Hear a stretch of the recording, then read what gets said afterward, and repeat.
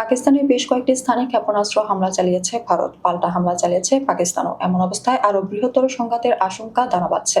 এর মধ্যে সীমান্তে ভারতীয় সেনাবাহিনী সাদা পতাকা উড়িয়েছে বলে দাবি করেছে পাকিস্তান। বুধবার এই তথ্য জানিয়েছে সংবাদ মাধ্যম আল জাজিরা ও সামা টিভি। উচ্চ স্তরের নিরাপত্তা সূত্রের মতে, পাকিস্তানি বাহিনী একটি শক্তিশালী প্রতিশোধমূলক অভিযান শুরু করেছে, যার ফলে সীমান্ত রেখা বরাবর একাধিক ভারতীয় সামরিক পোস্টের ব্যাপক ক্ষতি হয়েছে।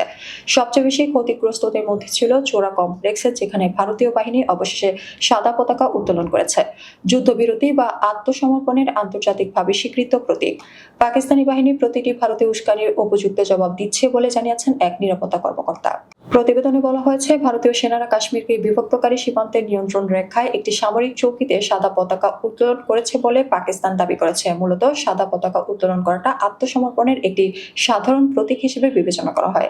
পাকিস্তান সরকার তাদের সামাজিক যোগাযোগ মাধ্যম এক্সে এই দাবি করেছে। পাকিস্তানের তথ্য ও সম্প্রচার